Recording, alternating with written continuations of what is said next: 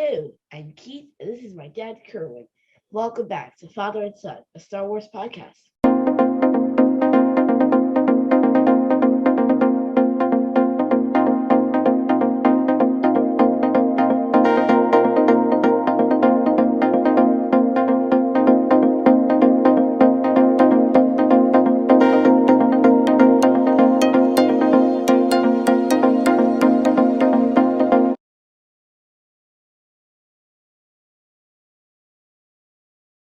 Thank you for joining us. Our guest on this episode is Yoshi Vu, a visual effects artist and a 3D generalist who has done work on the series The Walking Dead, The Orville, MacGyver, and The Mandalorian, and has also done a major Star Wars film, Star Wars: The Rise of Skywalker. We'll talk about Yoshi's introduction to Star Wars, his desire to work in special effects, and the subject of deepfake, how it's currently used in Star Wars and how it might be used in the future. Yoshi, welcome to Father and Son, a Star Wars podcast. Thank you for having me. It's a pleasure to be here. Thank you so much. Thank you. So you were introduced to Star Wars through the Muppet Babies, right? That's correct. So tell us a little bit about how you first found out about that show.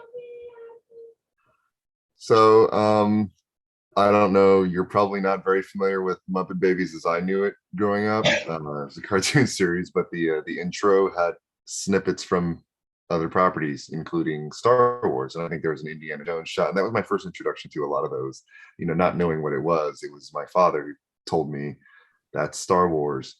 And immediately my first thought was, okay, well, what is this? I need to see this. And, so we went down to the local video store, if you will, and rented it out, a video store inside of a grocery store, which was common when I was young. Yeah, I didn't know the Muppet Babies started so far back in the 80s. So we were looking at YouTube and we're looking at a particular YouTube video of that episode that you're referring to where the babies are watching Star Wars. I don't think that's available anywhere else except on YouTube because I know Disney revitalized the Muppet Babies, but those are brand new episodes. They revamped it, so those are brand new episodes. So they don't have the old ones. Yeah, they should though. Yeah, I honestly didn't know Muppet Babies started back in the early 80s. Your title, 3D generalist. Can you tell us what a 3D generalist does? I guess the simplest answer would be a problem solver, in the sense that because our skill sets are generally pretty varied, we do 3D modeling. A lot of us understand compositing, lighting, and at least to some extent we understand almost every step of the process. And because of that, we're usually the one-stop shop department, and it helps when you're trying to have a singular vision, so there's not too many cooks in the kitchen, as they say. If something goes wrong, I don't have to send it back to the environment department or the texture department or whatever other department it is. I can handle it all on my own, or with my team, or the other generalists can handle their shots on their own. So it's kind of varied what we do. For example, one of the other generalists that I was working with, a good friend of mine, he was assigned to do the heads-up display for the Millennium Falcon, which is a 2D display within a monitor. So that was his task. And another guy might be doing, you're tasked with doing ice, making this ice tunnel. So it does vary a lot, but that's the fun of being a generalist, is getting to try your hands at different things. And in order to be a generalist, I think it's more or less understood that if you can't solve a problem or you don't know a specific technique, you're going to find out how. And that's just kind of, I guess it's like being a mechanic, a general mechanic. It's like, oh, can you fix a car? Well, I haven't dealt with that specific problem, but I'm confident that I can resolve it and come to a conclusion. And that's kind of I know that's kind of a long-winded answer, but it is kind of a long-winded job, I guess you could say. Okay, so when did you decide to become a visual effects artist? That was fairly early. Although I'd like to say it started with Star Wars, it really wasn't. It was Jurassic Park, Terminator 2, some of those movies that kind of started that fire. And it was actually a few YouTube shows that got me to just make the leap and say, hey, this is what I want to do.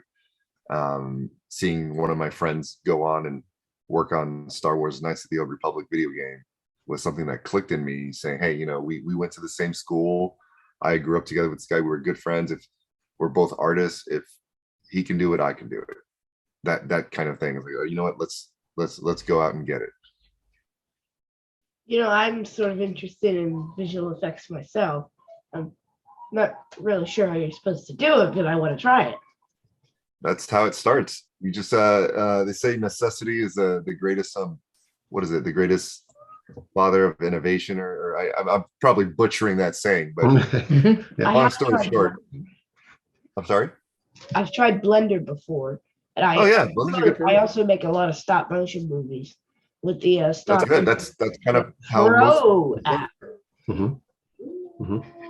Yeah, that's great. That's how most of us started. I started with stop motion on my own. Just whatever you could get your hands on, and especially nowadays, you have these phones are much better than some of the cameras they had back then, so you can do so much with it, and it's the necessity within yourself to say, hey, I want to do this type of shot.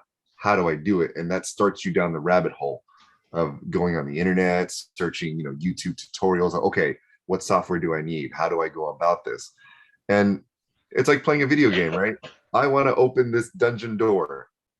How do I do that? Now you got to go look for the key, save the person, whatever it may be, and it's just kind of how the way I look at it. It's a puzzle to be solved. Go ahead. Have you ever used Dutch angles like in stop motion? In stop motion, I have not. I can't say I have, so go for it. You're going to be a pioneer. Yeah, I actually have used that sometimes. Can you tell us what that is? Do you know what it is? Dutch angles are like when the camera's slanted a bit. So it's like, I have a photo of it somewhere in the deep tapes. Okay. All right. Maybe we can add that. Yeah, my stop motion mess, but I'll find it. Archive somewhere. Yeah. I keep all of my stuff in the files. I keep backup copies. Oh, good. There's a lot of stuff from my younger days that I wish I would have kept, and I have no idea where they are. And Yoshi, where did you learn to become a visual effects artist? Where did you go to school? I originally went to the Art Institute. Unfortunately, I did not make it through. I was dealing with some issues at the time. I ended up leaving the middle school to join the military. I'm sure if you remember back then, after 9/11 happened, there was a lot going on. So I didn't join till later, many years after that, but I decided to join the military and left. When I came back, I attended a different school, a school called Platt College. It was a smaller school, but honestly, it was more just so I could finish out the last portion of my credits and get my degree. But honestly, as long as you can find education somewhere, I don't think it's extremely important.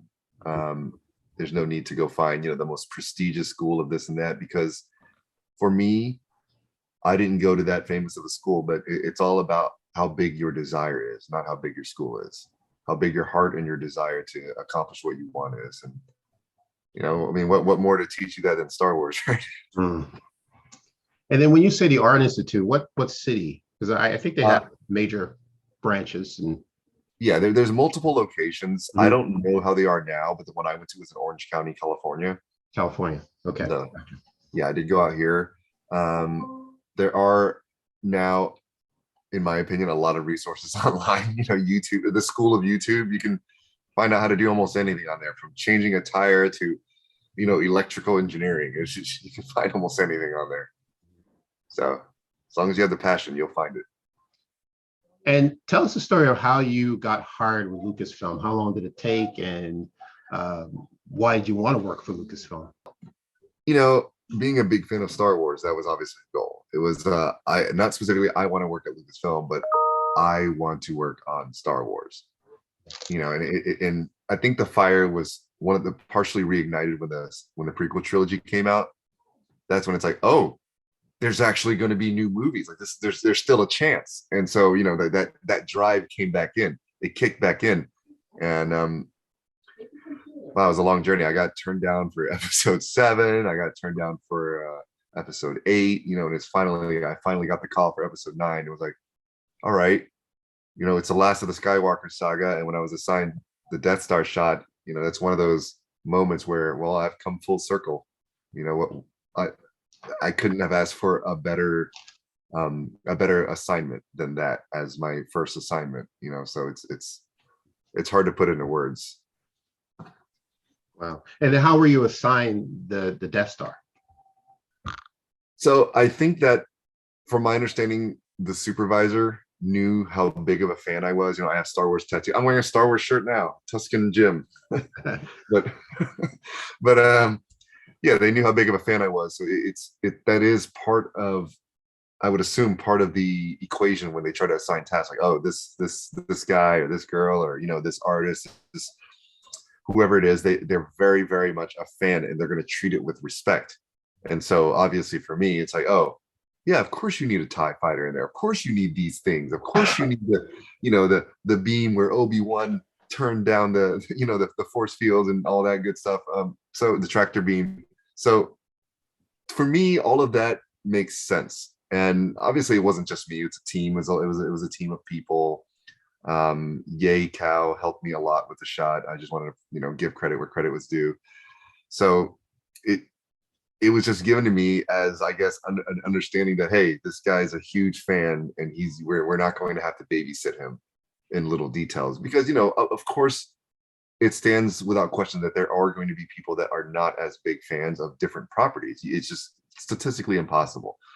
So there are some times where somebody might come to me or my friend David, who was the other in-house Star Wars fanatic, that they would come to us and we would take a quick peek at what they're doing and say, oh, that TIE fighter is actually not accurate for that time era.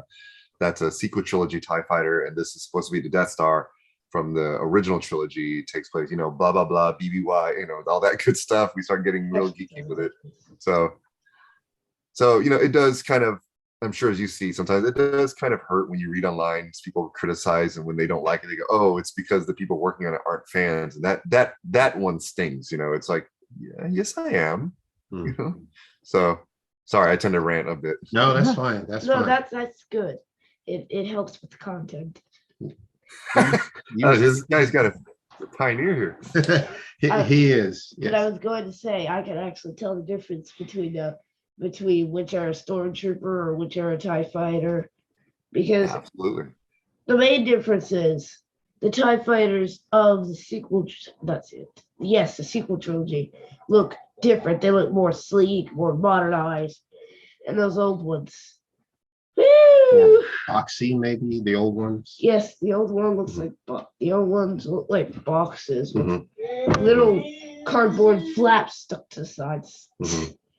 But you see the advancement between the original trilogy and the sequel trilogy. Yes. Yes. That's my point. Absolutely. Got it. A bunch of people that grew up watching the original now working on the new ones, right? Yeah, absolutely. Absolutely. So I was going to ask. Who's next? Yes. He is the future, Yes. Back to the future. Let's talk about deepfake. Can you explain what deepfake is and how it works? It's to explain it in the simplest way as I understand it, it's basically machine learning. It's not 100%. A lot of people think you just feed in the video and the picture footage and they'll spit out what you want, kind of like some of those apps, but it doesn't quite work that way. There's a lot of finesse and fine tuning on the artist side. It's the closest thing I could equate it to physically. It's like making a mold of something, and someone else is making the mold, and they give you out a little resin, whatever. It's not cleaned up, it's not smoothed out. You still got to cut it and work with it to get it to something usable, and that's kind of how it is. And from my understanding, I don't think a lot of major studios use too much deepfake just because of the fact that you are uploading data to the cloud. And I would assume if you're working on a property that you're keeping close internally, you wouldn't want to upload stuff to the cloud, just for non-disclosure reasons. You don't want it out there. Although, like I said, I didn't work on those shots, so I'm not sure. I do think it's a viable technology. I think it's usable, and it's another tool to put in the tool belt. You know, it's not. It's always people are always going, oh, this is the next big thing, or that's the next big thing. And for me, it's another tool to put in our tool belt that we can have it at our disposal when we need. Kind of like Batman's shark repellent, you know. It's never used. Well, no, you probably haven't seen the Batman movie from years ago. He had a shark. I get that joke, Yoshi. Yeah, I get that one. Yeah. The name deepfake, is there an official name for it in at Lucasfilm?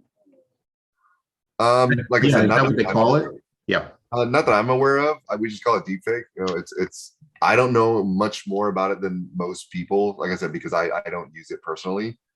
Um, it is one of those things where if you've seen the videos, it tends to work better if the person already kind of looks like it, and you know their facial structure is similar, because it's not a one-to-one transition. Basically they're just kind of like fitting in the eyes and nose and mouth where they go.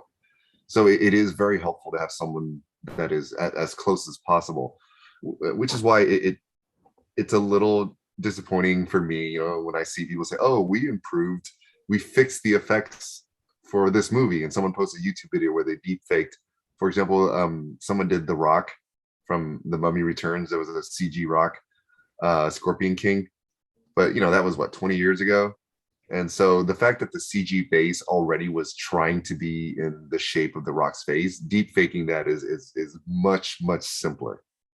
So I do think that combining technologies is kind of the route to go in the future if they choose to adopt this as a method. And I do see it as viable, like I said, but it also opens up a whole different can of worms with, for example, actors that have passed and you know, getting their estates paid, and there's all kinds of little nuances with that.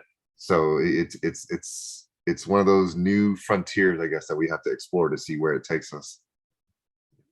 Well, just so our listeners and viewers understand or know what deepfake or how it was worked in Star Wars. So deepfake was used to bring back Luke Skywalker in his prime. At the end of season 2, the season finale of The Mandalorian. Spoilers. Yes, this is spoilers if you have not seen the season finale of season 2. We probably should have said this before. No, that's fine. That's fine. I'm sure they figured it out. If they're listening, yeah, they All may have of our already seen that spoilers. episode. Every episode we've done. So Spoilers. we know that The Mandalorian is taking place 6 years after Return of the Jedi. So Luke Skywalker is in his prime, right? Mm-hmm. And when viewers see Luke return, there were mixed reviews. You know, obviously, you know, this is a younger Luke, you know, it's not the current Mark Hamill, it's a younger Luke Skywalker. He returns, and there was some mixed reviews of how he looked, and maybe people thought that the deep fake did not quite look like Mark Hamill. There's lots of controversy about it. But a YouTuber named Shamook created a video and showed a split screen of the original deep fake from the season finale and their deep fake of Luke.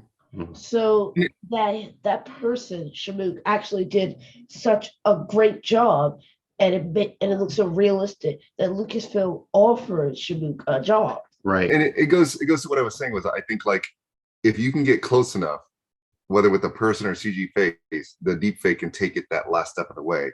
And I would assume, hopefully, and if you know, that's what they use for the second season, I would assume they figured out some way around not, you know, it's a large company. I'm sure they have the resources to do it if they wanted to without uploading to some kind of cloud. Maybe they have an internal cloud. So I'm glad if that's what they're doing. I'm glad it looks good. So I'm glad it's working. Mm-hmm. Well, that brings us to this question, right? So what did the YouTuber do differently to get a better result? That's like what I was saying is they're not starting from scratch. It's like, you know, you're working off of someone else's work that already took it, you know, X% of the way there. Because if you look at some of the other deep fakes online, you know, if the face isn't quite right, it doesn't always work. The best way is to find someone with a similar facial structure, and it is a lot of work, and it's something that wasn't normally part of the pipeline, so it does have to be integrated into the pipeline. And like I said, this is all for me speculative, as I'm not an employee any longer of Lucasfilm. This is just my speaking as a fan and artist. Sure. Speculation, but you know, I think like I said, you saw it. I mean, it looks good. I think it looks good what they ended up with. And with as far as Shamook, I'm not familiar with the artist. I know there was a press out that this artist was hired and brought onto the team, but I have no idea who it is. And like I never spoke to the person, so I can't elaborate on it. Mhm. I wish I knew, but the best answer I can give is that they didn't start from scratch. They could only go upwards from what you saw. Right. And the team that did it, they probably got as close as they could within their time frame or whatever it was. And so when you have a YouTuber who now has their own time to add on to it, Mhm. it makes you wonder, like, oh, if they had more time, what would they have done? So it's one of those. I don't think it's comparing, oh, which one is better. It's like, oh, this first team took it this far and another artist added on to it. I see. Which would explain why there's such a big improvement between seeing Luke Skywalker at the end of season 2 in The Mandalorian and then seeing him in episode 6 of the Book of Boba Fett. There's a big difference. So it must have been that they took the lessons learned from the first time they used deepfake and then added on to, maybe what Shamook, this YouTuber, brought his talents brought to Lucasfilm, in addition to maybe there are other things that they decided to use. I do think it is kind of I don't want to say misleading, but it's a little confusing for some people when they say, oh, it's a YouTuber that got hired. Although from my understanding, it's a visual effects artist that also has a YouTube channel, which to me is kind of a difference. It's kind of a big difference. So unless he's just an amazing, amazing non-professional artist, which does happen. But from my understanding, this individual, which is why they don't use their real name, is an actual high-level visual effects artist, from my understanding. Which is why I don't think we really figured out who it was. I don't think they would have revealed themselves in the studio like that. Like, hey, I'm a YouTuber too. Maybe, I don't know. It's all speculation on my part. Sure. No, and that's quite understandable. Okay, so let's talk about the voice part. So was Mark Hamill's voice altered so that he would sound younger, like he did in Return of the Jedi? You know what? I'm not sure. But maybe I'm too big of a Mark Hamill fan, but I have confidence that he could do the voice without being altered, because I've seen him on talk shows basically referencing the original Star Wars trilogy and doing his original young voice. He'll raise up a bit and he'll tell a story and be like, I was like, hey, blah, blah, blah. And then, Harrison Ford would go, no, kid. He would do the impressions and he could definitely impersonate his younger self. So I would assume or hope that it's just 100% Hamill, like wouldn't have it any other way. I saw that video where he makes that perfect impression of Harrison Ford. Yeah. Yes, he does it so well. He is an impressionist. I mean, that's what he does. He's a voiceover actor. Yes. Wasn't he Joker? Yes, he is. He did play the Joker, right? Joker. Exactly. He's the Joker. One of the best, in my opinion. So when you were at Lucasfilm, Yoshi, did you have, I know this is not a part of what you do, but as far as the deep fake technology, did you know if they were interested in using this technology for a short period of time, or did they have use of this technology for the future? I would assume, like most tools, it's something that they would look into in order to use in the future. Why not? As I mentioned before, it's another tool to add into the tool belt, just like the XR stage, the Unreal Engine real-time stage they use for the Mandalorian that was like being experimented with and used. So yeah, I would assume all the technologies that developed are going to be integrated somehow for future use, just like it has been since the original trilogy. With at the time, was it blue screen and then transitioning to green screen? So that's that's my guess. Mm-hmm. Mm-hmm. Okay. All right. And what I like about the stories that they're telling now, it's happening in between Return of the Jedi and the Return of the Jedi and the Force Awakens. So there's about a 32 year gap. It's pretty long. Right. And I'm interested in seeing what has taken place between that time period. And I see at some point, this is, of course, this is me speculating, right? That I would like to see a series or a film that would feature Han, Luke, and Leia again, and what they're doing after the fall of the Empire from Return to Jedi. That'd be nice. So Yeah, and like the comic. Yeah, something like the comics, right? They have a comic book where they talk about the Shattered Empire, where it takes place, immediately after the second Death Star is exploded. I believe at some point they're going to have to recast. Deepfake is, if good, the way they're using it now is fine, because Luke Skywalker really right now is just, he's not a major character. Yeah, he's sort of on the back burner. But deepfake is good, but it's not intended to replace somebody, because if all you use is deepfake, people are going to notice, and it's also going to be really tiresome. You're going to animate that deepfake a lot. Right. And I think at some point that they will have to recast Luke, Han, and Leia. How do you feel about recasting? Do you think at some point they will have to, in order to tell these stories taking place between episode 6 and 7? I'm torn with that, because it's one of those things where if we have to recast, I feel like there's so many other stories that we could tell, and it's completely possible to tell a unique new story that still ties everything together and still has the characters we know and love, just not as prominent. Kind of like how Luke showed up in the Luke showed up the way he did. I feel like it's totally possible to have new films or properties that bridge that gap and have Han, Luke, and Leia, and Lando even show up this sparingly throughout, and still have it be well received. Still have it like scratch that itch, but still tell a new story without treading old ground. And that's a tough one. Everybody thinks it's so easy to make a movie, but there's a lot of moving parts, and every movie's a miracle. So it's going to be a tough one to do it. I think it's possible. I don't know if I'd like to see another movie with Han, Luke, and Leia as the three primary, characters, because we've had that. We've had three of them. I think I would like to see just enough to see what happened to them without 100% having to follow them. If that makes any sense. No, it does. It does, actually. And I was thinking of something else. If they don't want to recast and if new actors play them, they could also just animate it. That's true. What they did with Rebels. They had Leia in Rebels. So they could do Absolutely.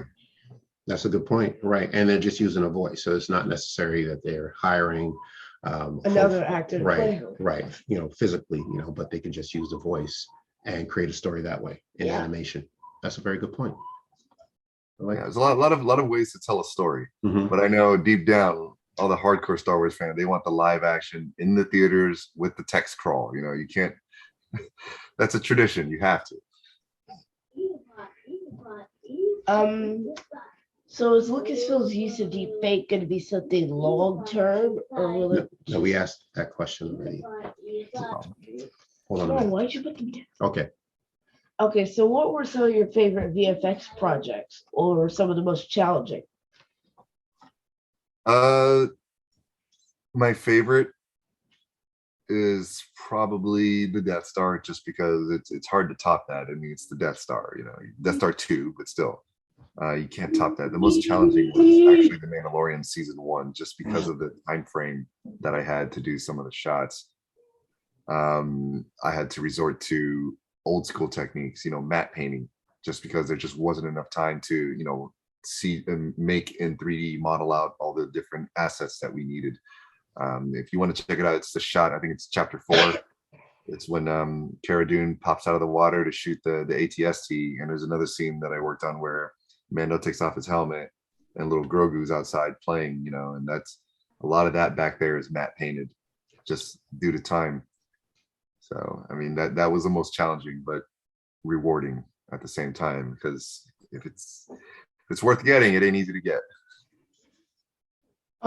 So what are some other VFX projects that you'll be working on, like future projects?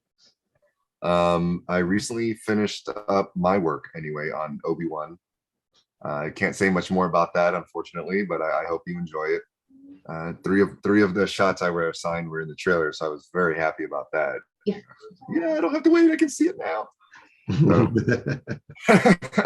So I was very, very happy about that.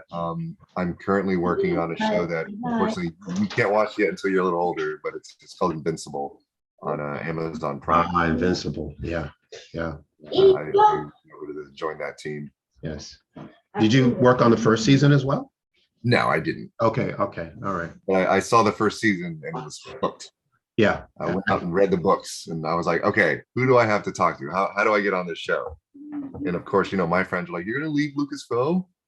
And I told them, well, you already gave me like the Death Star. I mean, what else are you gonna? I'm kidding. That's a terrible reason. But yeah, but it was to go off of what you asked earlier. It was a new challenge. I had never done 2D animation. It was a completely different, field, I guess you could say. It's a completely different subfield within entertainment and animation. So I thought I'd give it a try, and that's what I'm doing now. So we'll see where that goes. Oh, by the way, if you ever feel that you need to give us any updates or details of Kenobi, do feel free to contact us on the podcast account, because I can keep a secret. Yes, absolutely. I will contact you every time a new episode goes online and tell you that it's online.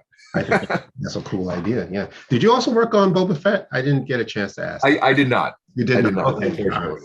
Wow. And that's just one more question about Kenobi.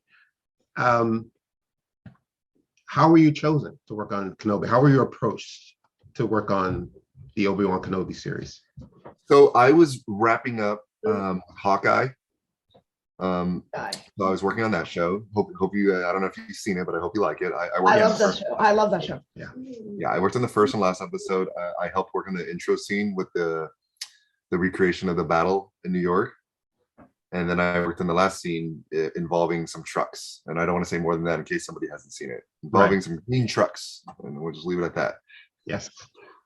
But yeah. So I was working on Hawkeye, and when that wrapped up, I let my intentions be known that I was intending to join Skybound to work on Invincible, because I was very interested in it. And maybe this is a biased reason, but with Stephen Yuan as a lead, yes, as an Asian lead, and he's playing basically an Asian superhero, I was like, well, I didn't get to work on Shang-Chi, so I guess I'll go work on Invincible.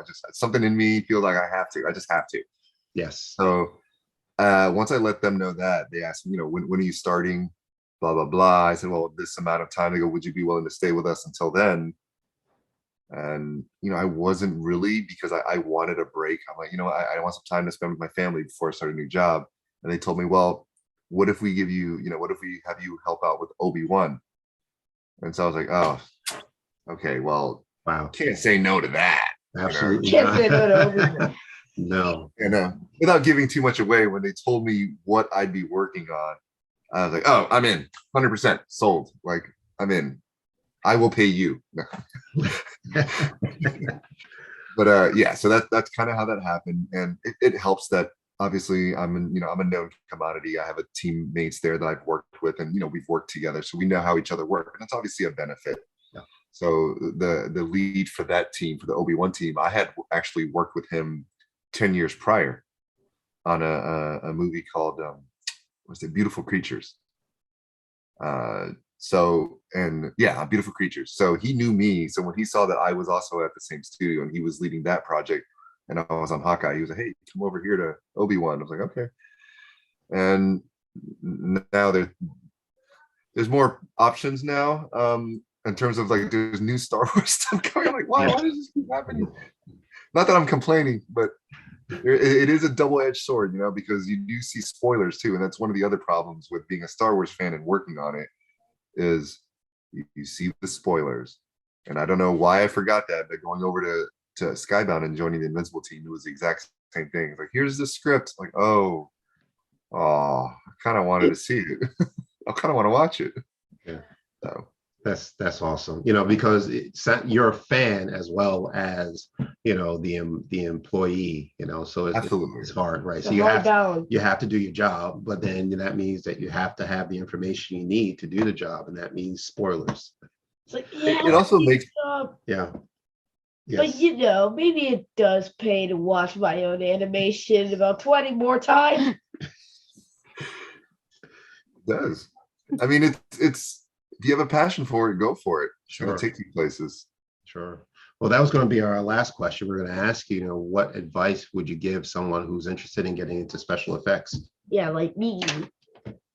Follow your passion. Your passion will guide you where you need to go. If your passion to, I want to do a spaceship on fire going through hyperspace, it's going to guide you on how to figure out how to get there one step at a time. Like, okay, first, how do I make a ship? All right, how do I make fire? All right, I don't know how to make fire. Let's go on YouTube and look up tutorials. It's going to guide you down the rabbit hole.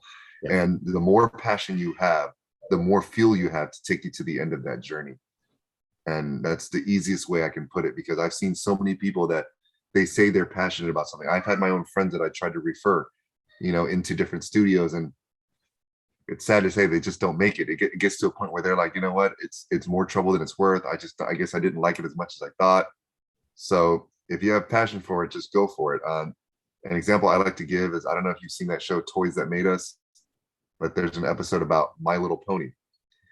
And there was a girl that she was a big fan of My Little Pony. She grew up playing with the toys, and on the toys, they each have a little tattoo or design or graphic on their thigh or on the backside. Each of them has a little symbol. And I guess the original toy, they didn't really mean anything. But for the little girl playing with it, she made up stories in her own head, personalities. And I think she grew up and eventually got a job as creative director on the My Little Pony show. And all her ideas she had as a kid, she put into the show. So they all have their own personalities now. The symbols all mean something. So she injected her own passion into it. Her passion took her there and beyond. And you seem like you're really into it already. So just keep going. Don't ever let anyone tell you otherwise. I can't tell you how many people made fun of me growing up for, I mean, it's cool now to be a nerd, I think, but I'm sure you know what I mean. When I say growing up, it wasn't a popular thing. Right. So and people made fun of me, and I just said, you know what, I don't care. I like what I like, and I'm going to continue moving forward. My friend David, who I sat next to at Lucasfilm, worked at 16 at a comic book store called Mile High Comics, selling comic books because he was a fan of Star Wars, and he wanted to work there so he could buy the newest issues of Star Wars comics and cards. And that's how we became friends in high school. We made our own short little Star Wars fan film, learning how to make lightsabers glow. And then lo and behold, 20 years later, we're sitting next to each other building the Death Star together. And you can't put a better storybook ending than that. Now, all I need is for Mark Hamill to show up and shake my hand, and we'll be good. I would faint. I probably would too. That's an incredible story. Well, Yoshi, thank you so much for. Oh, absolutely. It's been so awesome. Yeah, this is wonderful. We've been wanting to have you on the podcast for months now, and I'm so glad that we finally got to this point. So thank you again. Oh, absolutely. I love what you guys do. This is great. I'm looking forward to my daughter growing up and being old enough to understand and experience these things. First thing I'm going to do as soon as she's, I don't know, 3, maybe 4, I'm going to take her to Disneyland so she can go on Star Tours. Yes. Because from what I understand, one of my friends called me from the San Francisco office when I was in Singapore and told me, hey, they used your Death Star ruins that you made for the movie in Star Tours. You fly right through it. I'm like, what? Yeah, they just went in your file and pulled it out and put it in. I'm like, now I have to go see it. But I don't want to see it without my daughter. I want to experience with that with her together. So we'll see. That's beautiful. Thank you. Where can people find you? You can find me on Twitter at VuYoshi, or my website is artificialempire.com. If you choose to use Instagram, you can find me at Yoshi Vu Art. Okay. Keith, where can people find us? Apple Podcasts, Spotify, Stitcher, Radio Public, Amazon Music, Audible, Pandora, Spreaker, or wherever you get your podcast. There you go. Thank you. Sorry, I brain fogged. No, that's Yeah, got way more than me. I'm dropping the ball here. He likes to run down the list. He has it. This is their thing, right? The new generation, the age of technology. It's just absolutely. And we're also phones. Yes, exactly. And we're also on YouTube and we have a website. FatherSonGalaxy.com. Yes, right. So Don't forget the socials: Twitter, Facebook, and Instagram. Absolutely. Father Son Galaxy. yes, please leave comments on our YouTube channel. You can also leave comments as well. So Yes. please do. And also leave a review on Apple Podcasts or our other streaming services. If you like what you see, please tell your friends, hit the like button, subscribe. With notifications. Yes. And also make sure that you are subscribed, because sometimes YouTube will glitch and unsubscribe you. Okay. All right. Wonderful. I think that's more than enough information that they need. So Yoshi, thank you again. Absolutely. All right. Thank you. And then until next time, take care. And we will see you again.